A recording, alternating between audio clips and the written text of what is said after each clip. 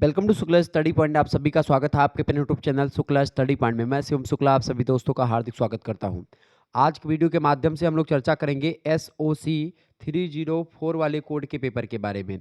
दीनदयाल उपाध्याय गोरखपुर विश्वविद्यालय में 304 का जो कोड होता है SOC का, इसका मतलब होता है समाज शास्त्र का पहला पेपर। समाज शास्त्र के पहले पेपर में आपको पॉइनियर्स ऑफ इंडियन सोशियोलॉजी के बारे में आपको जानना होता है। ठीक है, तो इसके बारे में या इससे बनने वाले बहुत ही महत्वपूर्ण प्रश्नों को आज की वीडियो के माध्यम से हम लोग चर्चा करेंगे। ठीक है, पॉइनियर्स ऑफ इंडियन सोशियोलॉजी को हिंदी में क्या बोलते हैं? इसको हिंदी में कहते हैं, क्या बोलते हैं हिंदी में भैया? भारतीय समाजशास्त्र के जो प्रणेता रहे हैं या जो एक प्रकार से अग्रणी विचारक रहे हैं, भारतीय समाज शास्त्री रहे हैं, भारत के समाज शास्त्री रहे हैं, या भारतीय समाज के पथ प्रदर्शक आप बोल सकते हो। तो ये आपका हिंदी में इसका नाम होता है। ठीक है, अंग्रेजी में इसको पॉइनियर्स ऑफ इंडियन सोशियोलॉजी बोलते हैं। इसमें ऐसे समाजशास्त्रियों के बारे में आपको पढ़ना है जो कि भारत से संबंधित हैं। ठीक है, तो ये बीए के 6 सेमेस्टर में आपको पढ़ना पड़ता है। तो यहाँ से एक भी प्रश्न आपका छूटने वाला है नहीं। इस वीडियो में मैं इतने इंपॉर्टेंट प्रश्नों को मैंने रखा जो कि आपकी परीक्षा में हूबहू आने वाले हैं। तो कल आपकी परीक्षा लगी हुई है, उसके लिए बहुत ही महत्वपूर्ण और सफिशियंट लेक्चर ये है। तो आप सभी लोग इस वीडियो को 2 से 3 बार जरूर देख लीजिएगा। पहला प्रश्न आपकी स्क्रीन पर आ चुका है, फटाफट से आप लोग देखने का प्रयास करेंगे। प्रश्न है, आंद्रे बित्ताई का जन्म हुआ था। आंद्रे बित्ताई का जन्म कहाँ पर हुआ था? फटाफट से आप मतलब कब हुआ था और कहाँ पर हुआ था? आंद्रे बिताई के बारे में प्रश्न पूछा जा रहा है। आंद्रे बिताई के बारे में बताएं। आंद्रे बिताई बेसिकली बात की तो कास्ट क्लास एंड पावर, ये पुस्तक इनकी बड़ी फेमस रही है और इन्होंने एक प्रकार से अपनी पुस्तक में तमाम प्रकार की विचारधाराओं के बारे में बताया है और भारतीय जो है खास करके संरचना के बारे में इन्होंने विस्तार से अपनी पुस्तक में इन्होंने बताया है, कास्ट क्लास एंड पावर में। ठीक है, आंद्रे बिताई की अगर बात की जाए तो इनका जन्म कब हुआ था? इनका जन्म हुआ था भैया 30 सितंबर 1934 को। ऑप्शन नंबर इसका सी करेक्ट आंसर होगा। अगला प्रश्न है, आंद्रे बिताई का जन्म कहाँ पर हुआ था? तो पश्चिम बंगाल में इनका जन्म हुआ था। बी ऑप्शन इसका राइट आंसर होगा। नेक्स्ट क्वेश्चन आपकी स्क्रीन पर आ चुका है। आंद्रे बिताई का जन्म कब हुआ था? 30 सितंबर को हुआ था 1934 में, मद्रास राज्य के चंदन नगर में हुआ था। कहाँ पर हुआ था? एक मिनट, देखिए इनका जन्म बेसिकली हुआ था आपका कहाँ पर? मद्रास में, मतलब वहाँ पर हुआ था, मद्रास में हुआ था, यानी जो चेन्नई पड़ता है आपका, तो मद्रास में इनका जन्म हुआ था, मद्रास राज्य के चंदन नगर में। और ये 3 भाई बहन थे, लेकिन यहाँ पर पश्चिम बंगाल इसीलिए मैंने बताया क्योंकि इनका परिवार जो था ये बाद में आकर के यहाँ पर बस जाता है। ठीक है, कलकत्ता में, कलकत्ता राजधानी है पश्चिम बंगाल की, तो पश्चिम बंगाल में इनका परिवार बस जाता है। क्योंकि इनके पिताजी जो थे वो चंदन नगर के नगर पालिका के मेयर थे। 1946 में आंद्रे बिताई जब 12 साल के थे तभी उनका परिवार कोलकाता आकर के बस जाता है और इसी कारण से उनकी प्रारंभिक शिक्षा और उच्च शिक्षा जो हुई है कोलकाता से पूरी हुई। कोलकाता से ही उन्होंने सेंट जेवियर्स कॉलेज से समाजशास्त्र में स्नातक की डिग्री प्राप्त करी। इसके बाद में उन्होंने आगे की शिक्षा के लिए दिल्ली स्कूल ऑफ इकोनॉमिक्स में प्रवेश लिया और यहाँ मतलब इनको प्रोफेसर एम.एन. श्रीनिवास का सानिध्य प्राप्त हुआ। यानी प्रोफेसर एम.एन. श्रीनिवास के शिष्य हैं आंद्रे बिताई, ये बात आप ध्यान रखेंगे। ओके, दिल्ली यूनिवर्सिटी में भी उन्होंने मद्रास राज्य के तंजौर जिले के श्रीपुरम गांव के परंपरागत जाति संरचना का अध्ययन करके अपना प्रभावशाली शोध प्रस्तुत किया। किसने? आंद्रे बिताई ने। तो विद्वान आदमी है, इसमें कोई दो राय नहीं है। ओके, तो पश्चिम बंगाल इसीलिए यहाँ पर लिखा है ऑप्शन में, चूंकि अगर आपको यहाँ पर मद्रास मिलता, मद्रास का चंदन नगर, तो वो भी लगा देते, लेकिन यहाँ पर चूंकि है नहीं तो इसलिए पश्चिम बंगाल लगेगा। अगला प्रश्न, आंद्रे बिताई का अध्ययन क्षेत्र था। आंद्रे बिताई का अध्ययन क्षेत्र था श्रीपुरम गांव, तंजौर में पड़ता, तमिलनाडु। तंजौर जिले के तमिलनाडु राज्य के श्रीपुरम नामक गांव का अध्ययन किया था इन्होंने अपने शोध में। एक प्रकार से दिल्ली यूनिवर्सिटी में एक प्रकार से इन्होंने शोध किया था, यानी पीएचडी करी थी, तो वहीं पर इन्होंने इस पर शोध करके एक रिसर्च जो फेलोशिप थी उसको लिखी थी। ये आप मतलब रिसर्च जो वो था एक प्रकार से क्या बोलते, थीसिस लिखी थी, पुस्तक लिखी थी। अगला प्रश्न आपकी स्क्रीन पर आ चुका है। आंद्रे बिताई ने दक्षिण भारत में जाति व्यवस्था का अध्ययन किसके निर्देशन में किया था? बताएं। तो आंद्रे बिताई ने दक्षिण भारत में जाति व्यवस्था का जो अध्ययन किया था वो एम.एन. श्रीनिवास के अंडर में किया था। एम.एन. श्रीनिवास इनके गुरु थे। ठीक है, अगला प्रश्न है, कास्ट ओल्ड मतलब कास्ट ओल्ड एंड न्यू 1969 में ये पुस्तक प्रकाशित हुई। ये पुस्तक किसने लिखी है? तो आंद्रे बिताई की ही पुस्तक है। ये ऑप्शन करेक्ट आंसर हो जाएगा। इसके अलावा स्टडीज इन एप्रोरियन सोशल स्ट्रक्चर भी पुस्तक किन्हीं की है। कास्ट क्लास एंड पावर पुस्तक किन्हीं की है, तो ध्यान रखेंगे। प्रश्न अगला आ चुका है, caste class and power changing patterns of stratification in a Tanjore village 1971, ये पुस्तक किसकी है? 1971 में इस पुस्तक का प्रकाशन हुआ। ये पुस्तक आंद्रे बिताई की है। शॉर्ट फॉर्म में इसको कास्ट, क्लास एंड पावर केवल बोलते हैं, ठीक है। बाकी इसका जो एक प्रकार से डिस्क्रिप्टिव एरिया है, चेंजिंग पैटर्न्स ऑफ स्ट्राटिफिकेशन इन तंजौर। तंजौर जो तमिलनाडु का एक जिला है, उसी का एक विलेज है तंजौर का, श्रीपुरम, उसी गांव की जनजातियों का अध्ययन किया था 1971 में और इस पर रिसर्च लिखी थी, ठीक है। तो सी ऑप्शन आंद्रे बिताई। अगला क्वेश्चन आपकी स्क्रीन पर आ चुका है, फटाफट से आप देखेंगे। निम्नलिखित में से आंद्रे बिताई की पुस्तक नहीं है इनमें से। देखिए, समकालीन भारत में पिछड़ा वर्ग, इन्होंने पुस्तक लिखी है। Society and politics in India पुस्तक आंद्रे बिताई ने लिखी है, ठीक है। और इसके अलावा इन इक्वलिटी एमंग मेन, ये भी पुस्तक इन्होंने लिखी है।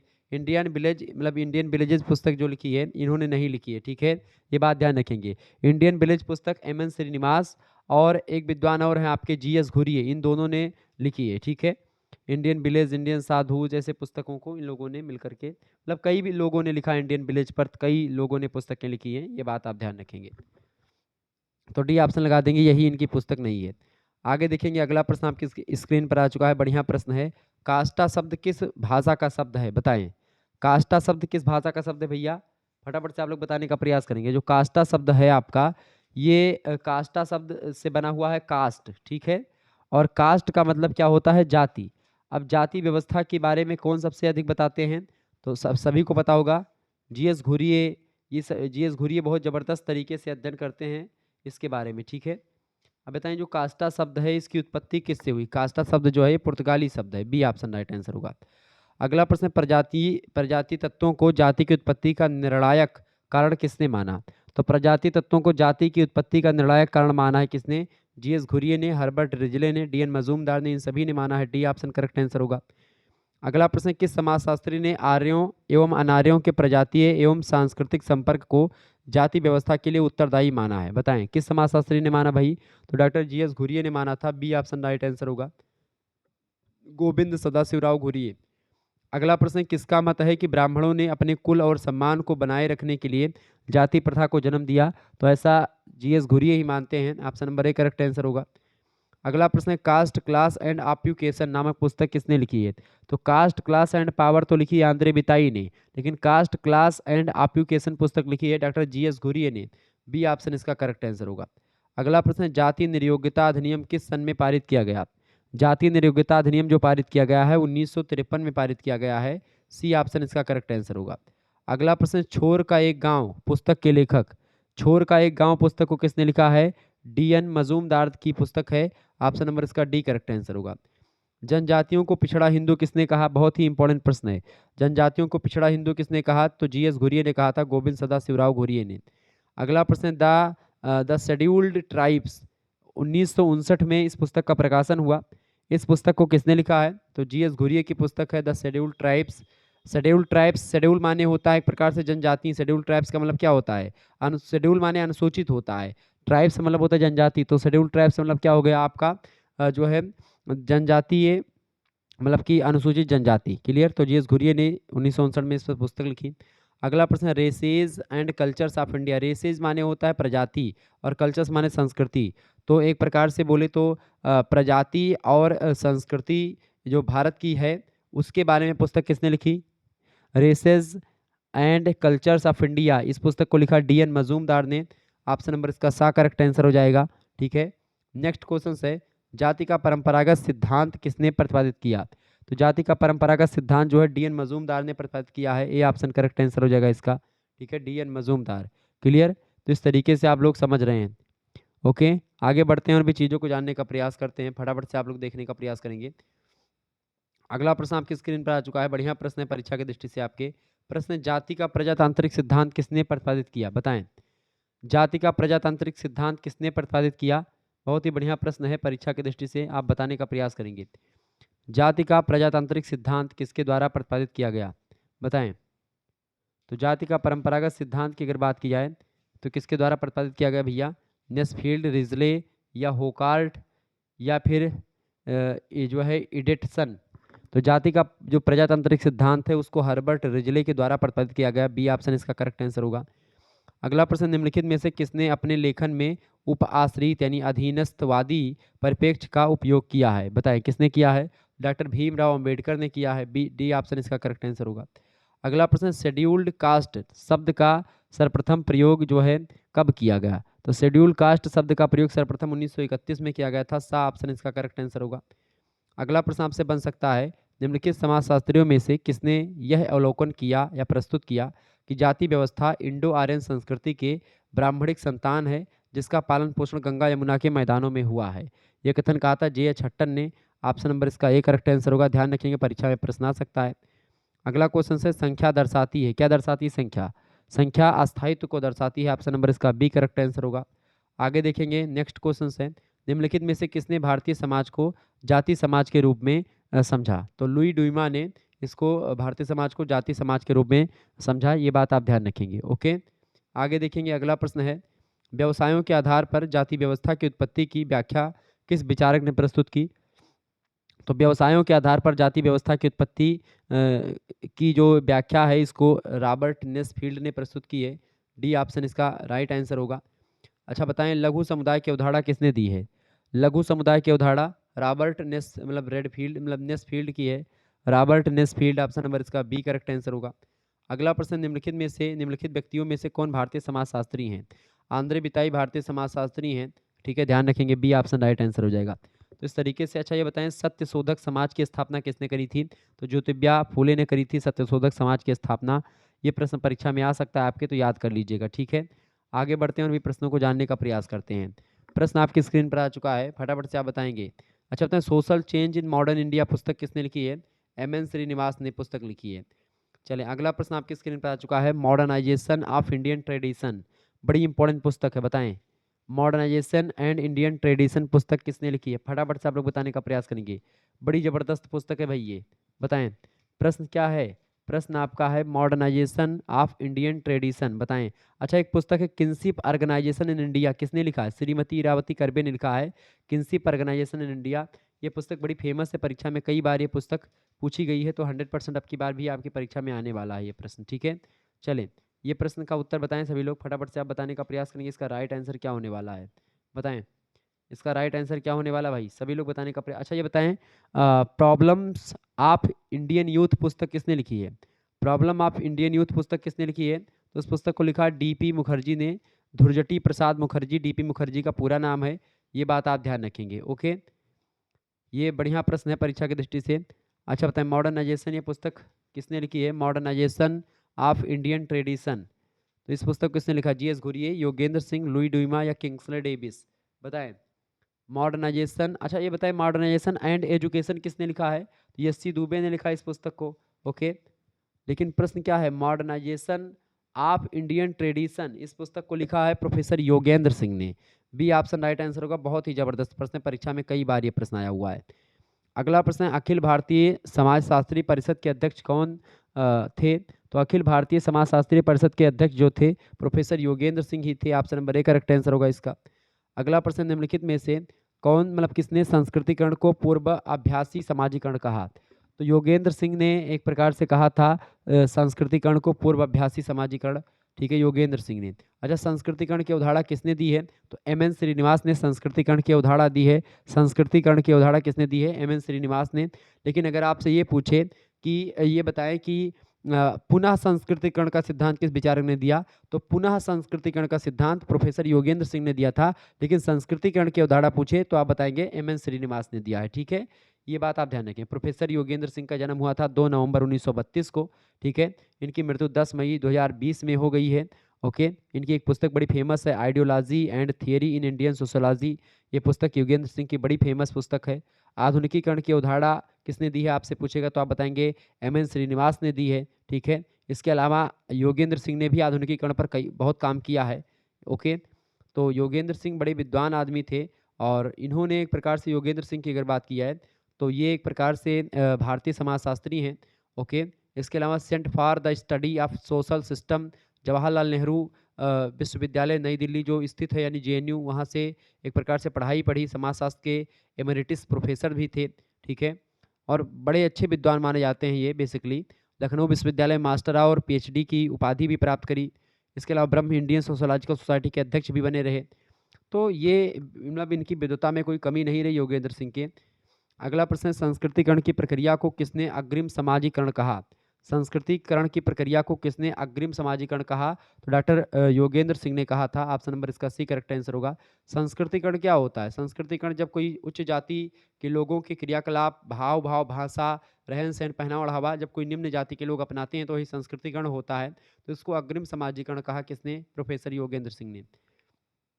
निम्नलिखित में से किसे योगेंद्र सिंह ने विचारधारा को ग्रहण करने वाली प्रक्रिया कहा है? तो बताएं किसे जो है इन्होंने बताया कि भाई ये विचारधारा को ग्रहण करने वाली प्रक्रिया है? तो संस्कृतिकरण को कहा। Option number B correct answer होगा।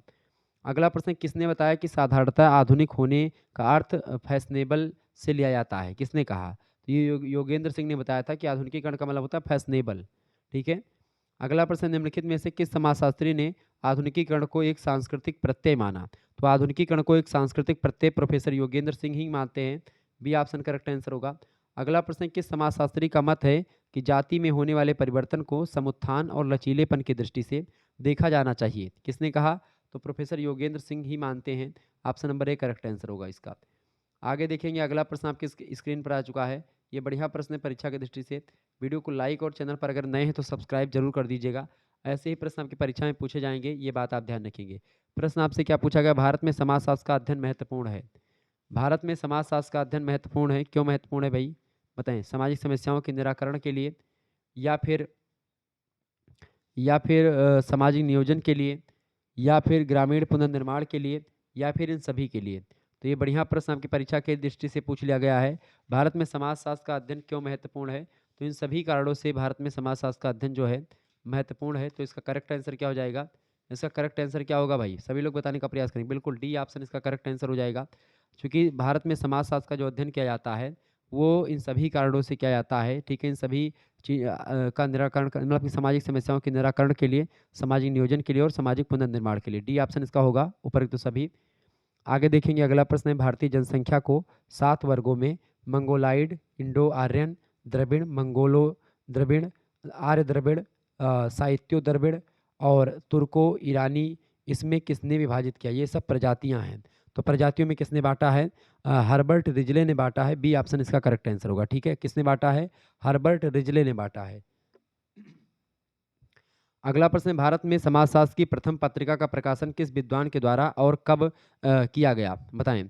तो प्रथम पत्रिका का प्रकाशन जो कब किया गया था? 1920 में किया गया था, ए बिडगरी के द्वारा। ऑप्शन नंबर इसका बी करेक्ट आंसर होगा। अगला प्रश्न है, किस मानव शास्त्री ने यह विचार व्यक्त किया है कि पश्चिमी अफ्रीका के अफ्रीसोटा कॉलेज के समान भारत में भी जनजातीय ललित कलाओं की रक्षा हेतु एक कॉलेज की स्थापना होनी चाहिए? तो किसने कहा था? ये बैरियर एल्विन ने कहा था। ऑप्शन नंबर इसका सी करेक्ट आंसर होगा। नेक्स्ट क्वेश्चन आप देखेंगे, मैसूर विश्वविद्यालय में समाजशास्त्र विभाग आरंभ करने का श्रेय किस समाजशास्त्री को जाता है? तो मैसूर विश्वविद्यालय में समाजशास्त्र विभाग का आरंभ करने का जो श्रेय जाता है वो बीएन सील को जाता है। ऑप्शन नंबर इसका ए करेक्ट आंसर होगा। अगला प्रश्न है, स्नातक स्तर पर प्रथम बार समाजशास्त्र विभाग किस विश्वविद्यालय में खुला? तो स्नातक स्तर पर प्रथम बार समाजशास्त्र विभाग जो खुला है वो एक प्रकार से इनमें से मैसूर विश्वविद्यालय में सबसे पहले खुला है। बाकी बम्बई विश्वविद्यालय की अगर बात की तो बम्बई विश्वविद्यालय जो है उसमें शुरू हुआ समाजशास्त्र का अध्ययन सबसे पहले, लेकिन सबसे पहले जो पढ़ाई स्टार्ट मतलब विभाग खुला है वो मैसूर विश्वविद्यालय में विभाग खुला है सबसे पहले। बाकी पढ़ाई तो 1914 में बम्बई विश्वविद्यालय में ही शुरू हो गई थी। ठीक है। और उत्तर प्रदेश में पूछे तो लखनऊ विश्वविद्यालय में। अगला प्रश्न, निम्नलिखित में से भारत में समाजशास्त्र की प्रथम प्रकाशित पत्रिका कौन सी थी? तो इंडियन जर्नल ऑफ सोशियोलॉजी ये प्रथम पत्रिका थी। ऑप्शन नंबर इसका ए करेक्ट आंसर होगा। आगे देखेंगे, अगला प्रश्न, निम्न में से किसकी प्रेरणा से 1921 ईस्वी में समाजशास्त्र की दूसरी पत्रिका मैन इन इंडिया प्रकाशित हुई? तो एससी राय के द्वारा एक प्रकार से प्रकाशित हुई थी। ऑप्शन नंबर इसका डी करेक्ट आंसर होगा। ठीक है। आगे देखेंगे, अगला प्रश्न आपकी स्क्रीन पर आ चुका है, बहुत ही बढ़िया प्रश्न है। प्रोफेसर योगेंद्र सिंह का जन्म कब हुआ था? बताएं। बढ़िया प्रश्न है। प्रोफेसर योगेंद्र सिंह के बारे में प्रश्न पूछ लिया गया फिर से। देखिए, प्रोफेसर योगेंद्र सिंह की अगर बात की तो इनका जन्म कब हुआ था भाई? सभी लोग बताने का प्रयास करेंगे। तो प्रोफेसर योगेंद्र सिंह का जन्म कब हुआ था ये मैंने आपको बता भी दिया था। प्रोफेसर योगेंद्र सिंह का जन्म कब हुआ था भाई? बताएं। सभी लोग बताने का प्रयास करेंगे। प्रोफेसर योगेंद्र सिंह का जन्म कब हुआ था? करेक्ट आंसर क्या हो जाएगा इसका? प्रोफेसर योगेंद्र सिंह का बिल्कुल 1932 2 नवंबर को इनका जन्म हुआ था। B option. मृत्यु कब हुई थी प्रोफेसर योगेंद्र सिंह की? प्रोफेसर योगेंद्र सिंह की मृत्यु अभी 2020 में हुई है, 10 मई की डेट को। Option number C correct answer होगा। अगला प्रश्न है, सांदर्भिक रूप से संस्कृतिकरण जाति के सांस्कृतिक गतिशीलता की एक धीमी और गैर प्रभावशाली प्रक्रिया है। यह कथन किसका है? तो यह कथन प्रोफेसर योगेंद्र सिंह का है। बी ऑप्शन करेक्ट आंसर होगा। Ideology and theory in Indian sociology नामक पुस्तक के लेखक कौन है? तो योगेंद्र सिंह ही हैं। B option. आधुनिकीकरण की अवधारणा किसने दी है? आधुनिकीकरण की अवधारणा एम.एन. श्रीनिवास ने दी है, लेकिन काम योगेंद्र सिंह ने भी खूब किया है।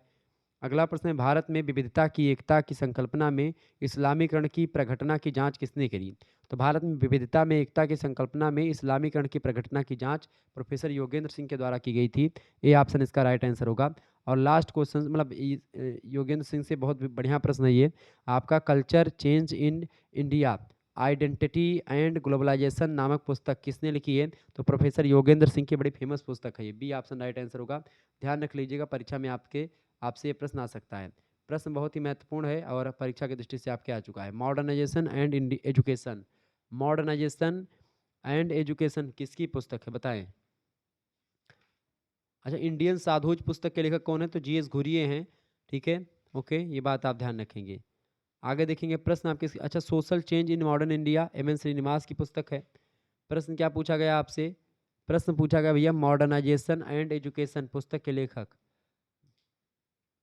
अच्छा, पुस्तक बताएं। प्रॉब्लम्स ऑफ इंडियन यूथ पुस्तक किसने लिखी है? डी.पी. मुखर्जी ने लिखी है।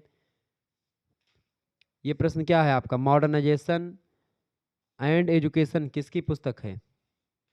मॉडर्नाइजेशन एंड एजुकेशन, इस पुस्तक को किसने लिखा है? फटाफट से आप लोग बताने का प्रयास करेंगे।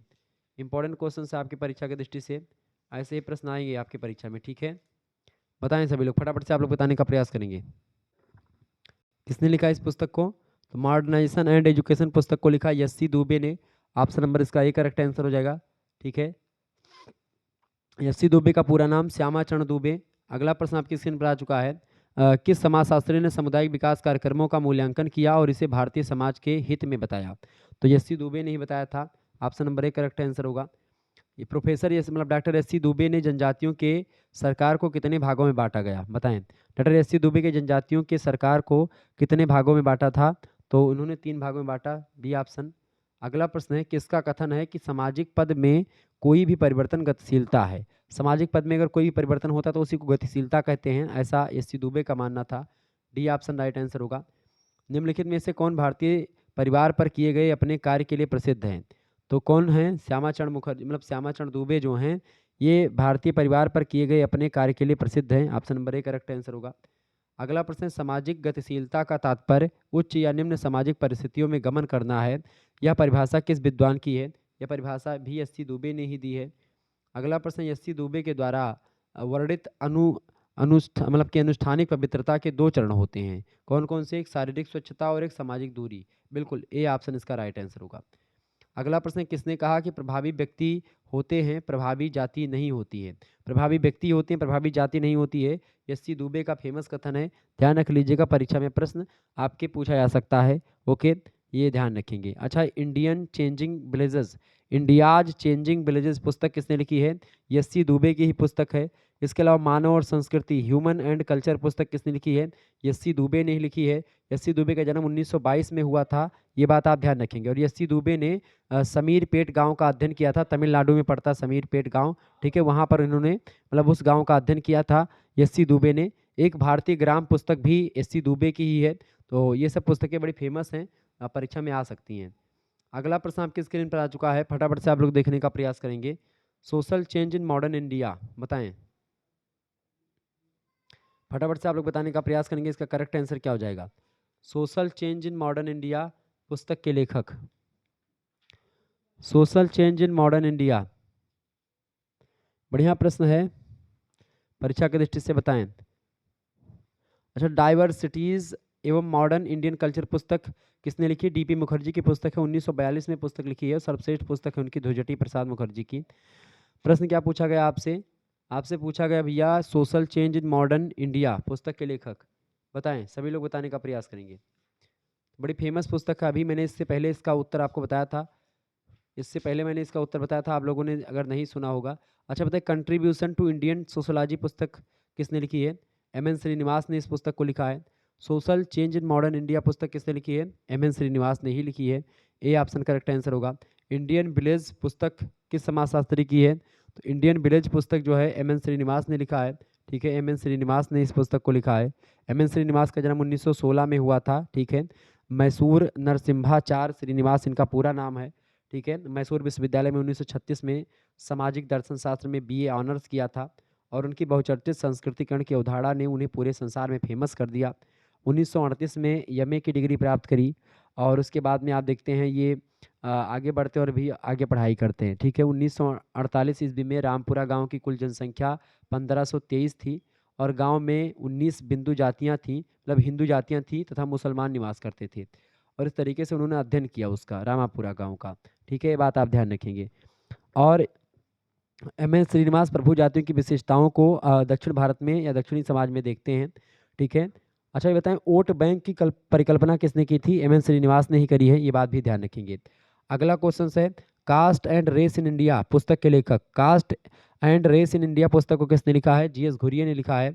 ऑप्शन नंबर इसका ए करेक्ट आंसर हो जाएगा, ठीक है। आगे देखते हैं, अगला प्रश्न आपकी स्क्रीन पर आ चुका है। एम एन श्रीनिवास का जन्म कहाँ पर हुआ था? एम एन श्रीनिवास का जन्म कहाँ पर हुआ था? मैसूर कर्नाटक में हुआ था 16 नवंबर 1916 को, ये बात ध्यान रखें, मैसूर कर्नाटक, ये ऑप्शन राइट आंसर होगा। Caste in modern India, caste in modern India पुस्तक एम एन श्रीनिवास की है, ठीक है। सी ऑप्शन राइट आंसर हो जाएगा। 1962 में इस पुस्तक का प्रकाशन हुआ। एम एन श्रीनिवास का पूरा नाम क्या था?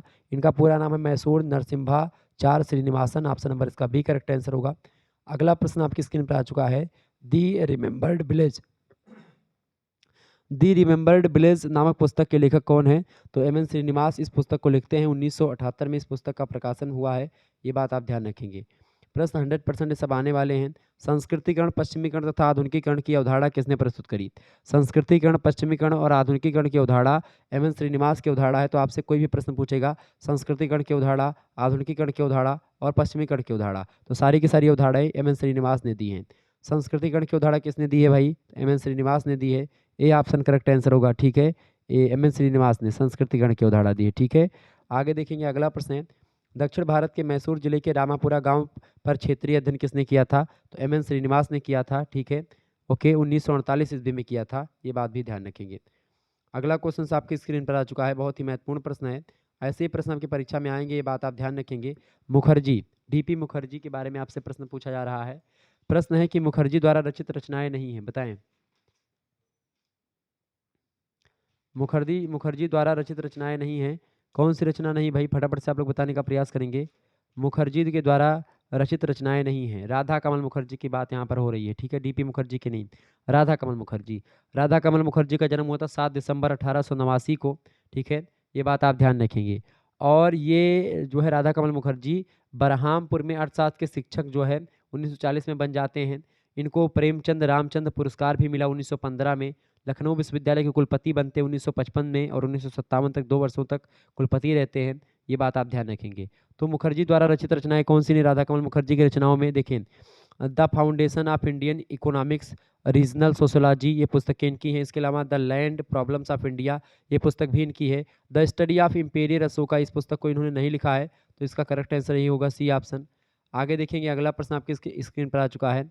मुखर्जी रचित पुस्तक इंट्रोडक्शन ऑफ सोशल साइकोलॉजी पुस्तक किसने लिखी है, बताएं।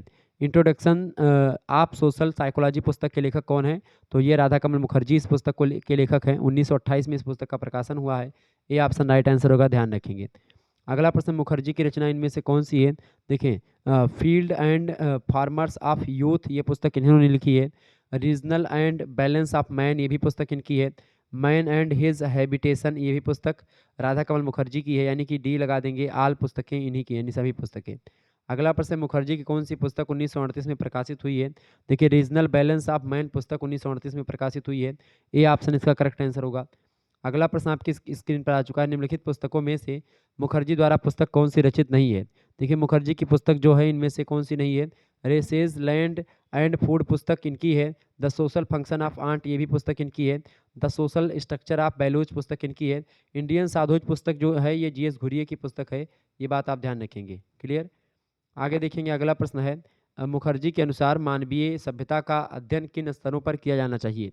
मुखर्जी के अनुसार मानवीय सभ्यता का स्तर जो है, मतलब अध्ययन सार्वभौमिकरण के स्तर पर, जैविक विकास के स्तर पर और आध्यात्मिक पक्ष के स्तर पर किया जाना चाहिए।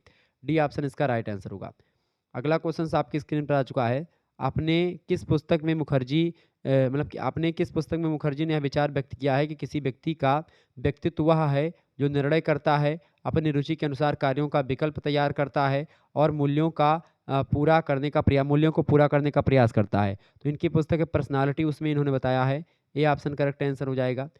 आगे देखेंगे, अगला प्रश्न है किसके अनुसार समाज संरचनात्मक अकादमिक का योग है। तो ये राधा कमल मुखर्जी ने ही कहा था। ऑप्शन नंबर इसका ए करेक्ट आंसर होगा। आगे देखेंगे, अगला प्रश्न आपके स्क्रीन पर आ चुका है। ये बढ़िया प्रश्न है परीक्षा की दृष्टि से आपके, बताएं। प्रश्न आपकी स्क्रीन पर आ चुका है। प्रश्न है क्या भैया?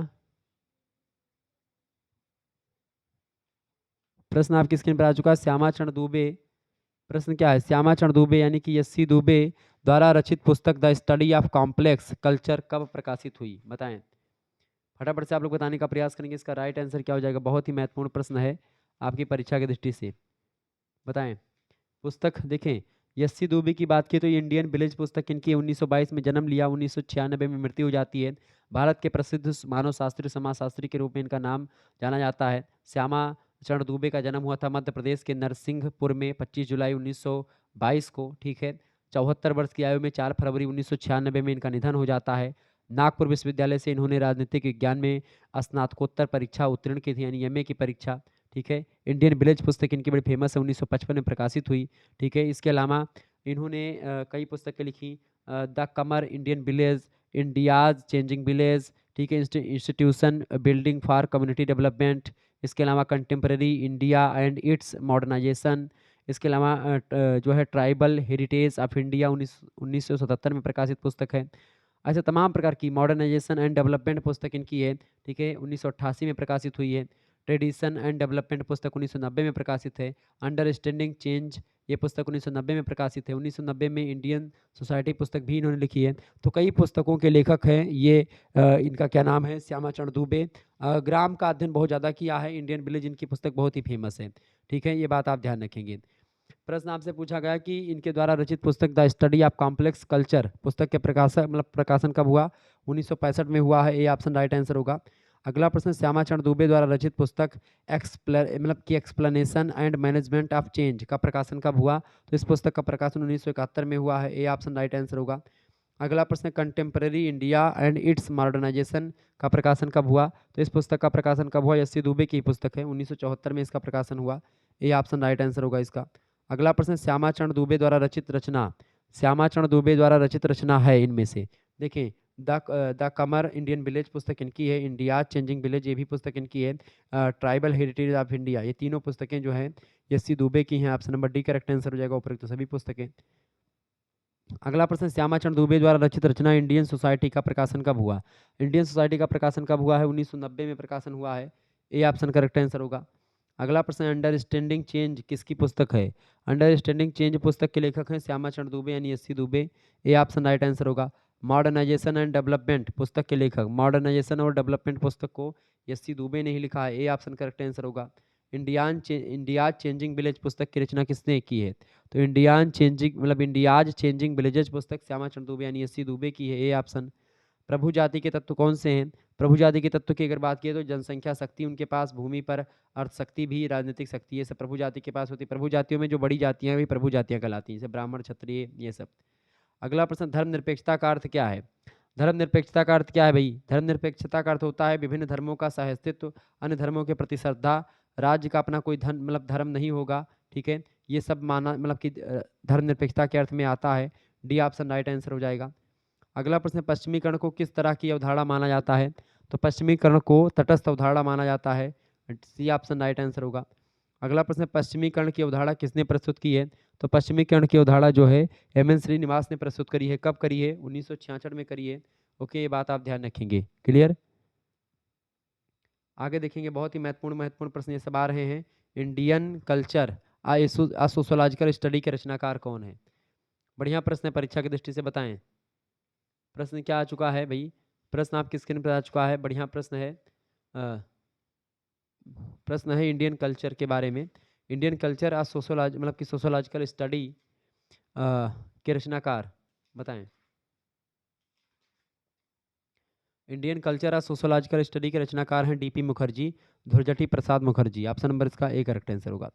टैगोर आ स्टडी पुस्तक के लेखक, तो टैगोर आ स्टडी ये भी पुस्तक डीपी मुखर्जी ने लिखी है, ए ऑप्शन राइट आंसर होगा।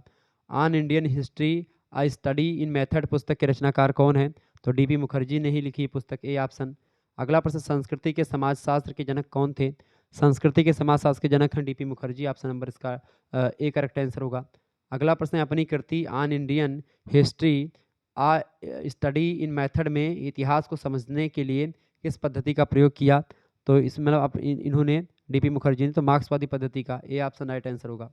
डीपी मुखर्जी की सर्वश्रेष्ठ पुस्तक कौन सी है, इनमें से तो डाइवर्सिटीज़ पुस्तक और मॉडर्न इंडियन कल्चर, ये दोनों पुस्तकें इनकी बड़ी फेमस हैं, सी ऑप्शन। अगला प्रश्न, डीपी मुखर्जी की पुस्तक बेसिक कॉन्सेप्ट ऑफ सोशोलॉजी का प्रकाशन कब हुआ, बेसिक कॉन्सेप्ट ऑफ सोशोलॉजी पुस्तक के लेखक डीपी मुखर्जी हैं, 1932 में इस पुस्तक का प्रकाशन हुआ है, ए ऑप्शन इसका करेक्ट आंसर होगा। बढ़िया प्रश्न है।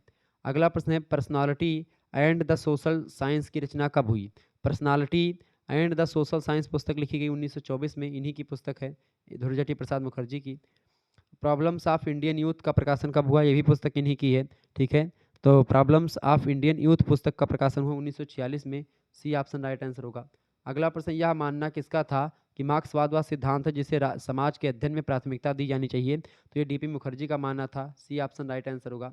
अगला प्रश्न, डीपी मुखर्जी की कौन सी पुस्तक व्यक्तित्व के अध्ययन से संबंधित है, तो पर्सनालिटी एंड सोशल साइंस और बेसिक कॉन्सेप्ट्स इन सोशोलॉजी, ये दोनों पुस्तकें जो है डीपी मुखर्जी की जो है ये व्यक्तित्व के अध्ययन से रिलेटेड हैं, option number C correct answer होगा, ए और बी दोनों। अगला प्रश्न आपकी स्क्रीन पर आ चुका है, यह कथन किससे संबंधित है कि हम अर्थशास्त्र से इतिहास और इतिहास से समाजशास्त्र में आए हैं, यह कथन डीपी मुखर्जी का ही है, ए ऑप्शन इसका राइट आंसर होगा। बहुत ही इंपॉर्टेंट प्रश्न परीक्षा में आएगा कि हम समाजशास्त्र से मतलब हम अर्थशास्त्र से इतिहास और इतिहास से समाजशास्त्र में आए हैं, डीपी मुखर्जी का कथन है, ए ऑप्शन राइट आंसर होगा इसका। आगे देखेंगे, अगला प्रश्न आपकी स्क्रीन पर आ चुका है, फटाफट से आप लोग देखने का प्रयास करेंगे, बहुत ही महत्वपूर्ण प्रश्न है। ऐसे प्रश्न आपकी परीक्षा में आएंगे। इरावती कर्वे का जन्म कब हुआ था, इरावती कर्वे का जन्म कब हुआ था, फटाफट से आप लोग बताने का प्रयास करेंगे। इरावती कर्वे का जन्म कब हुआ था, फटाफट से आप लोग बताने का प्रयास करेंगे, बहुत महत्वपूर्ण प्रश्न है। इरावती कर्वे, श्रीमती इरावती कर्वे का जन्म कब हुआ था भाई, बताइएगा। बढ़िया प्रश्न है परीक्षा की दृष्टि से आपकी। इरावती कर्वे का जन्म कब हुआ था, 1905, 1970 या फिर 1968 या 1906 में। Irawati Karve, kinship organization in India पुस्तक इरावती कर्वे की ही है, ये बात ध्यान रखेंगे। 1905 में इनका जन्म हुआ था इरावती कर्वे का। इरावती कर्वे की अगर बात की जाए तो 15 दिसंबर 1905 में इनका जन्म हुआ था इरावती कर्वे का, ओके। और ये एक प्रकार से महिला लेखिका हैं। 11 अगस्त 1970 में इनकी मृत्यु हो जाती, 64 वर्ष जीवित रही है इरावती कर्वे। इनके जो है इनके विवाह जो हुआ था दिनकर टोंडो कर्वे के साथ हुआ था, ये बात भी ध्यान रखेंगे। अगला प्रश्न, इरावती कर्वे की रचनाएं हैं। इरावती कर्वे की रचनाएं किंसिप ऑर्गेनाइजेशन इन इंडिया, इनकी बड़ी फेमस पुस्तक है, हमेशा प्रश्न आता है। द बेबिल्स ऑफ बेस्ट बेस्ट किवंडर्ड, ये पुस्तक भी इन्हीं की है। इसके अलावा हिंदू सोसाइटी एंड इंटरप्रिटेशन, ये पुस्तक भी बड़ी फेमस है। तो ये तीनों पुस्तकें इन्हीं की हैं, डी ऑप्शन उपरोक्त तो सभी पुस्तकें। अगला प्रश्न, इरावती कर्वे की रचना नहीं है। श्रीमती इरावती कर्वे की रचना कौन सी नहीं है, देखिए होमो एक्वेलीज जो पुस्तक है, होमो एक्वेलीज जो पुस्तक है ये लुई लुई डूमा की है, ठीक है। ये पुस्तक इनकी नहीं है। बाकी मतलब Yuganta the end of epoch और Maharashtra land of and people, ये दोनों पुस्तकें श्रीमती इरावती कर्वे की हैं, जबकि होमो हरार्किकस या होमो एक्वेलीज जो पुस्तक है ये पुस्तक लुई डूमा की है। अगला प्रश्न आपकी स्क्रीन पर आ चुका है, इरावती कर्वे कौन सी रचना विश्व में प्रसिद्ध है। इरावती कर्वे की कौन सी रचना विश्व में प्रसिद्ध है, किंसिप ऑर्गेनाइजेशन इन इंडिया, ये पुस्तक जो है इनकी संसार में प्रसिद्ध है, विश्व में, option number A correct answer होगा इसका। अगला क्वेश्चन आपकी स्क्रीन पर आ चुका है, प्रश्न बहुत ही जबरदस्त है। इरावती कर्वे की प्रसिद्ध पुस्तक किंसिप ऑर्गेनाइजेशन, किंसिप माने होता है नातेदारी, तो किंसिप ऑर्गेनाइजेशन इन इंडिया का प्रकाशन कब हुआ, तो किंसिप ऑर्गेनाइजेशन इन इंडिया पुस्तक का प्रकाशन 1985 में हुआ। वैसे पहली बार 1953 में हो गया था, लेकिन बाद में 1958 में, सॉरी 1958 में इसका प्रकाशन हुआ है। पहली बार प्रकाशन 1953 में हुआ था। अगला क्वेश्चन आपकी स्क्रीन पर आ चुका है, पुस्तक group relation in village community की रचना कब हुई।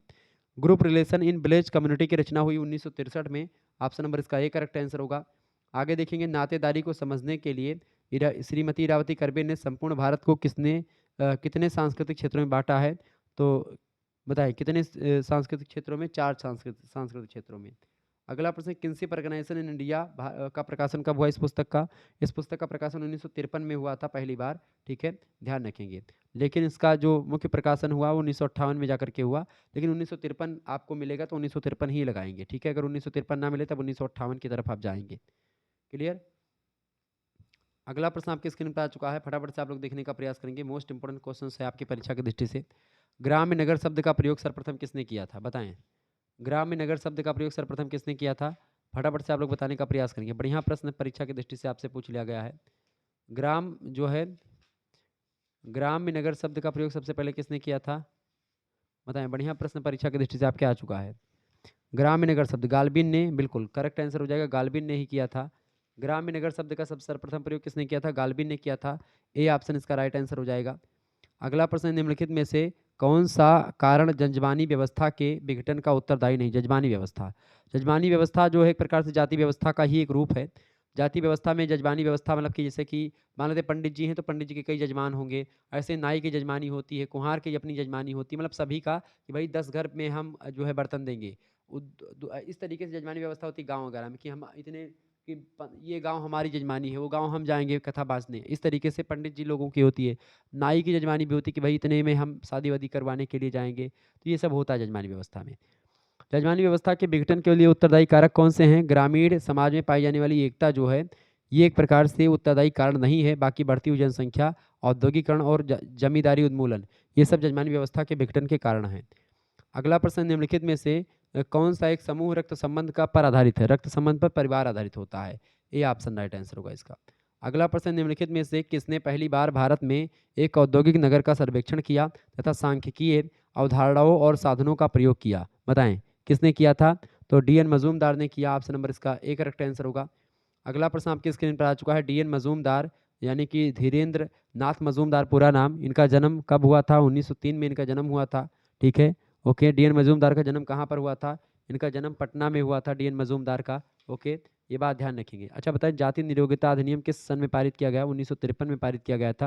ये प्रश्न मैं आपको बता चुका हूँ, ठीक है। तो डी.एन. मजूमदार बड़े विद्वान आदमी थे और 3 जून 1903 में इनका पटना में जन्म हुआ। कलकत्ता विश्वविद्यालय में अपना करियर शुरू करते हैं। 1924 में मास्टर डिग्री प्राप्त करते हैं। 1928 में ये लखनऊ विश्वविद्यालय में शामिल होते हैं और जीवन भर लखनऊ विश्वविद्यालय की सेवा करते रहे, ठीक है। ये हैं आपके डी.एन.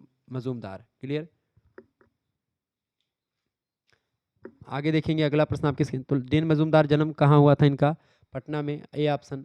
अगला प्रश्न, उत्तर प्रदेश के किशनगढ़ी के अपने अध्ययन के आधार पर भारतीय समाज में चल रही सार्वभौमिकरण तथा स्थानीयकरण की प्रक्रिया का उल्लेख किस समाजशास्त्री ने किया?